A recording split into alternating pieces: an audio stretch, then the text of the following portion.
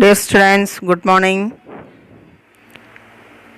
Today I am going to take a new lesson, Unit 9, for the people. For the people. Here you can see a picture of Grama Sabha. Anybody participate in Grama Sabha? Anybody? What is a Grama Sabha? Grama Sabha is a forum to decide the developmental activities at ward level in each panchayat. Ward level in each panchayat. In municipality and corporation, they are known as Ward Sabha.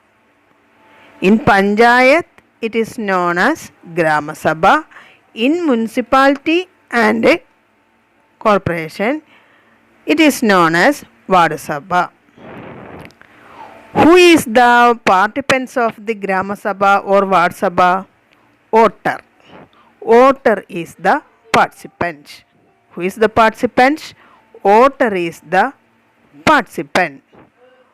What is the aim of a Grama Sabha or Ward Sabha? The Ward Sabha discuss the developmental activities of a ward. ആരാണ് ward സഭയിൽ അല്ലെങ്കിൽ ഗ്രാമസഭയിൽ പങ്കെടുക്കാറ്? നിങ്ങൾ ആരെങ്കിലും പങ്കെടുത്തിട്ടുണ്ടോ ഗ്രാമസഭയിൽ? ഗ്രാമസഭയിൽ ആ വാർഡിലുള്ള വോട്ടർമാരാണ് പങ്കെടുക്കുക അല്ലേ? അതിന് ഗ്രാമസഭ എന്ന് പറയും. ഒരു വാർഡിലെ വോട്ടർമാർ ഒരുമിച്ച് മീറ്റിംഗ് കൂടുന്നതിന് എന്ത് പറയുന്നു? ഗ്രാമസഭ. അത് പഞ്ചായത്തിലാണ് ഗ്രാമസഭ. മുനിസിപ്പാലിറ്റിയിലോ അതുപോലെ തന്നെ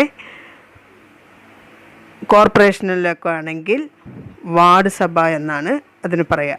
ആരാണ് അതിൽ പങ്കെടുക്കാറ്? ആ വാർഡിലെ വോട്ടർമാർ. ഇനി എന്താണ് ഈ ഗ്രാമസഭയിൽ നടക്കുക? എന്താണ് ഇതിൻ്റെ എയിം? ആ വാർഡിൽ എന്തെല്ലാം വികസന പ്രവർത്തനങ്ങൾ നടത്തണം എന്ന് തീരുമാനമെടുക്കുന്നത് ഈ വാർഡ് സഭയിലാണ്. ഈ വാർഡ് സഭയിലാണ്. People take collective decision on the developmental activities to be carried out in their wards. ഓരോ വാർഡിലും എന്തൊക്കെ ഡെവലപ്മെൻറ്റൽ ആക്ടിവിറ്റീസ് ആ ഒരു വർഷത്തിൽ നടത്തണം എന്ന് തീരുമാനിക്കുന്നത് പീപ്പിൾസാണ്. Such activities are led by the people's representatives. Who were the people representatives? The elected ward members. ആരാണ് പീപ്പിൾ റെപ്രസെൻറ്റേറ്റീവ്സ് എന്ന് പറഞ്ഞാൽ? ഈ എലക്റ്റഡ് വാർഡ് മെമ്പേഴ്സ്. ഇപ്പോൾ പഞ്ചായത്ത് ഇലക്ഷനൊക്കെ കഴിഞ്ഞു, ഓരോരുത്തർക്കും പുതിയ വാർഡ് മെമ്പറൊക്കെ കിട്ടിയിട്ടുണ്ടാവും. ഈ വാർഡ് മെമ്പർമാരാണ് ഈ ഗ്രാമസഭയിൽ എല്ലാ ജനങ്ങളും കൂടി എടുത്ത ഡിസിഷൻസ് നടപ്പിലാക്കുന്നവർ. ഇനി എവിടേക്കാണ് ഇങ്ങനെയുള്ള ഇലക്ഷൻ നടക്കാറ്? Class leader, school leader, cooperative society, club, library, block panchayat, district panchayat, state legislative assembly, parliament, ഇവിടെയൊക്കെ എന്ത് നടക്കും? ഇലക്ഷൻ നടക്കാറുണ്ട് അല്ലേ?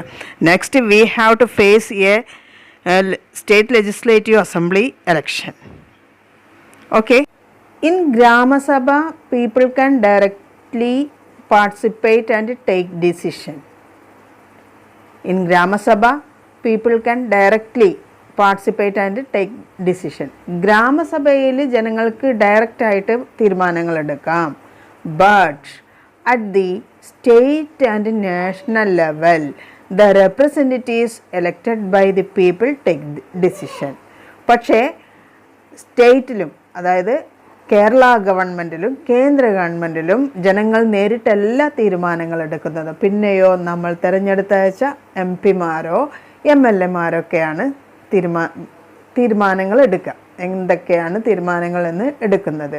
ഇനി എന്താണ് democracy? What is democracy? Here we can see some words of famous people. Mahatma Gandhi says that democracy is an impossible thing until the power is shared by all. എല്ലാവരുടെ കയ്യിലും അധികാരം എത്തുമ്പോഴാണ് ഡെമോക്രസി എന്താവുന്നത്? ഇമ്പോസിബിൾ. ഡെമോക്രസി എന്താവുന്നത്? ഏറ്റവും നല്ലതായി മാറുന്നത്.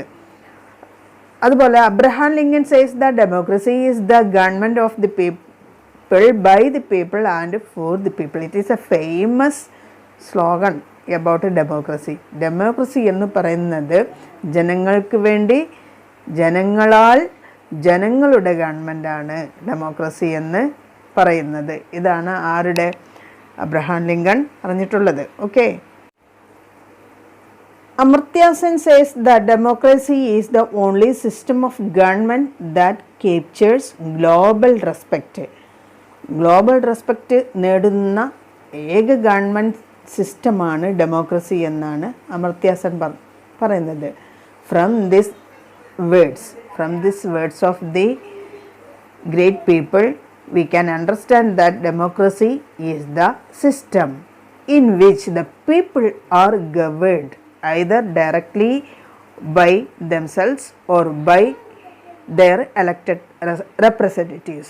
ഇവരുടെയൊക്കെ വാക്കുകളിൽ നിന്നും ഡെമോക്രസി എന്താണെന്ന് നമുക്ക് മനസ്സിലായി. എന്താണ്? ജനങ്ങൾ നേരിട്ടോ അല്ലെങ്കിൽ അവരുടെ റെപ്രസെൻറ്റേറ്റീവ്സ്, തിരഞ്ഞെടുക്കപ്പെട്ട റെപ്രസെൻറ്റേറ്റീവ്സ് മുഖേനയോ ഭരിക്കുന്നതിനാണ് ഡെമോക്രസി എന്ന്, ജനങ്ങളുടെ ഭരണത്തിനാണ് ഡെമോക്രസി എന്ന് പറയുന്നത്.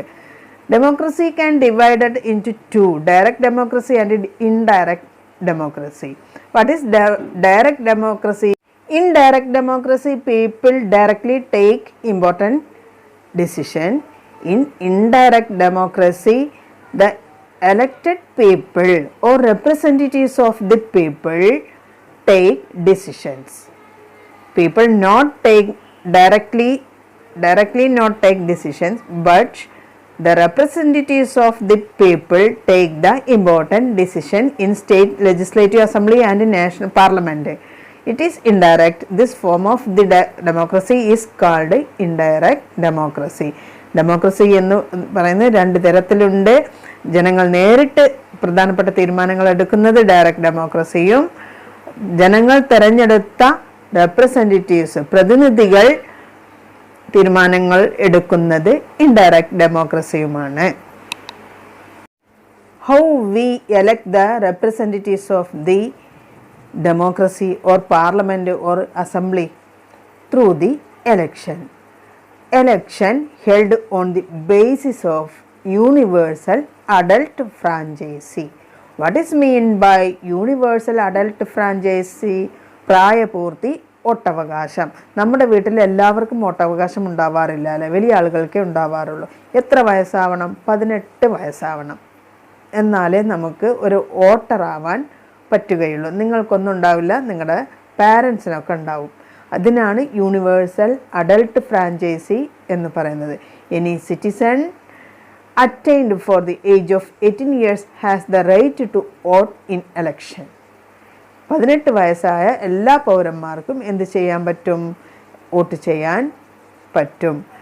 എവിടേക്ക് വോട്ട് ചെയ്യാം? The local self government. ഇപ്പോൾ പഞ്ചായത്ത് ഇലക്ഷൻ നടന്നു, അതിൽ സ്റ്റേറ്റ് ലെജിസ്ലേറ്റീവ് അസംബ്ലി, ഇനി നമ്മുടെ MLA-മാരെ തിരഞ്ഞെടുക്കുന്ന സ്റ്റേറ്റ് ഗവൺമെൻറ്റിനുള്ള ഇലക്ഷൻ നടക്കാൻ പോകുന്നു, അതിലും ചെയ്യാം. ലോക്സഭ എലക്റ്റഡ് ആൻഡ് ലോക്സഭയിലേക്കും നമുക്ക് ഇലക്ഷൻ വോട്ട് ചെയ്യാൻ പറ്റും. Next, stages of election. എലക്ഷൻ്റെ ഘട്ടങ്ങൾ എന്തൊക്കെയാണെന്നാണ്. Issue of election notification. Election notification issue ചെയ്യുന്നതാണ് ഒന്നാമത്തേത്. ആരാ നോട്ടിഫിക്കേഷന് ഇറക്കുക? നിങ്ങൾക്കറിയോ? ടീക്കാറാം മീണ. ആരാണ് അദ്ദേഹം? Chief election officer of India.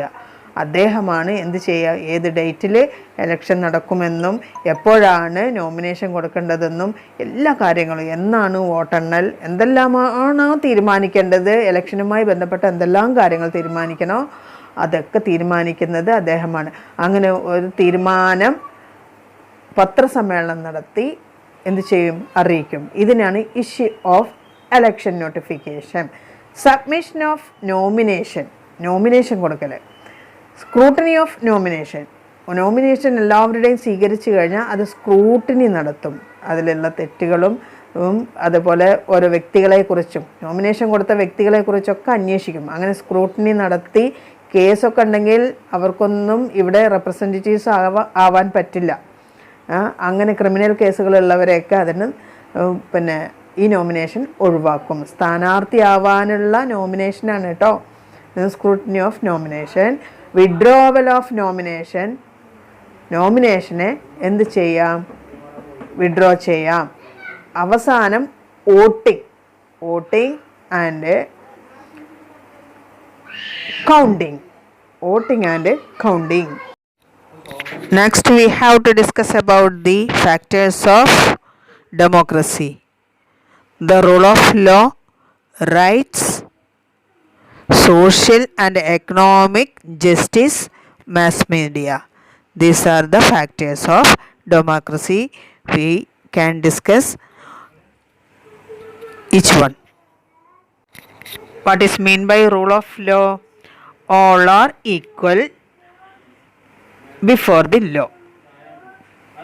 All are equal before the law. Everyone is obliged to obey the law.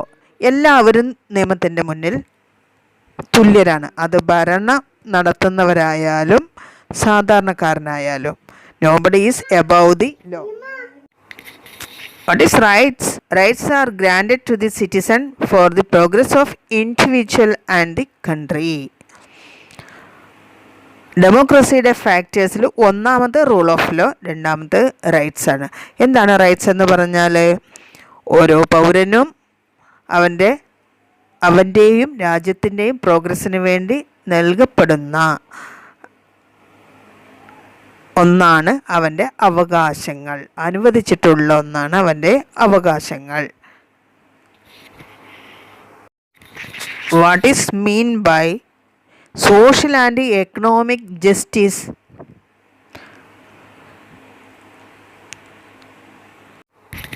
Ensuring equal treatment for all by minimizing social and economic inequalities is the principle behind the idea of social and economic justice. സാമൂഹ്യപരവും അതുപോലെ സാമ്പത്തികവുമായ അസമത്വങ്ങൾ ഇല്ലാതാക്കുക. ഇതാണ് social and economic justice കൊണ്ട് ഉദ്ദേശിക്കുന്നത്.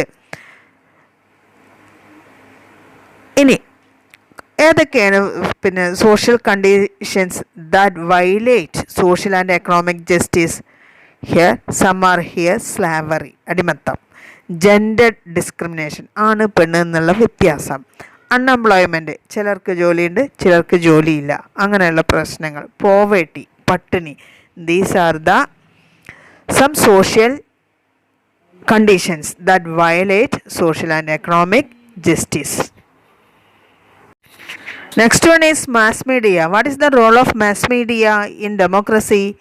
The mass media is a major means that help in informing the public about events happening in the society. Free and impartial media are the foundation of democracy. എന്താണ് ഈ mass media എന്ന് പറഞ്ഞാൽ? News papers, radio, internet, TV, ഇതുപോലെയുള്ള വാർത്താ മാധ്യമങ്ങളാണ് mass media എന്ന പേരിൽ അറിയപ്പെടുന്നത്. ഡെമോക്രസി മാസ് മീഡിയയും തമ്മിലുള്ള ബന്ധം എന്താണ്? ദ മാസ് മീഡിയയാണ് മേജർ റോള്. അതായത് മാസ് മീഡിയയാണ് സൊസൈറ്റിയിൽ നടക്കുന്ന എല്ലാ കാര്യങ്ങളും എല്ലാ ഭാഗത്തേക്കും ഇൻഫോം ചെയ്യുന്ന ആളുകൾ. അതുപോലെ ഗവൺമെൻറ്റിൻ്റെ ഭാഗത്തു നിന്ന് നടക്കുന്നതും ഇൻഫോം ചെയ്യുന്നത്, ഗവൺമെൻറ്റിനെ അറിയിക്കുന്നതും ഗവൺമെൻറ്റിൽ നിന്നുള്ള തീരുമാനങ്ങൾ ജനങ്ങളെ അറിയിക്കുന്നതും എല്ലാം മാസ് മീഡിയയാണ്. ഒരു ഇൻപാർഷ്യലായിട്ടുള്ള അല്ലെങ്കിൽ ആരോടും പക്ഷം ചേരാത്ത പത്രങ്ങളാണ്, ന്യൂസ് മീഡിയകളാണ് നമുക്ക് ആവശ്യം. ഡെമോക്രസിയുടെ വിജയത്തിന് ഏറ്റവും ആവശ്യം അതാണ്. എലക്ഷൻ കഴിഞ്ഞ രണ്ട് തരം പാർട്ടികളെ സൃഷ്ടിക്കും. റൂളിംഗ് പാർട്ടി, ഭരണം നടത്തുന്ന പാർട്ടിയുമുണ്ട്, ഒപ്പോസിഷൻ പാർട്ടി. ആരാ ഭരണം നടത്തുക? റൂളിംഗ് പാർട്ടി ആരായിരിക്കും? Those who get majority. ആർക്കാണോ ഭൂരിപക്ഷം കിട്ടിയത് അവർ റൂളിംഗ് പാർട്ടിയാവും. Those who not get majority they became opposition. ഇത് കിട്ടാത്തവരോ? ഭൂരിപക്ഷം കിട്ടാത്തവരും ആ സഭയിൽ തന്നെ ഉണ്ടാവും. അവർ റൂൾ ചെയ്യില്ല, അവർ ഭരിക്കില്ല, പക്ഷെ അവരെന്തായിരിക്കും? അവരായിരിക്കും ഒപ്പോസിഷൻ പാർട്ടി, പ്രതിപക്ഷം. What is the duty of opposition party? It is the duty of the opposition to persuade the government to function better by pointing out the wrongs of the government. ഗവൺമെൻറ്റിൻ്റെ തെറ്റുകളെ ചൂണ്ടിക്കാട്ടി നല്ല ഒരു ഭരണം കാഴ്ചവെക്കാനുള്ള നടപടികൾ സ്വീകരിക്കുക എന്നുള്ളതാണ് ഒപ്പോസിഷൻ്റെ ഡ്യൂട്ടി കേട്ടോ. അപ്പോൾ election, rule of law, right, social and economic justice, means of media or mass media, and opposition are the factors of election. Okay, dear children, democracy is a way of life. As a way of life, democracy uphold human values and individual liberty. Respecting opinions of others is a part of democratic way of life. Okay students, here I stop my class. I will send some questions, send back the answers. Thank you.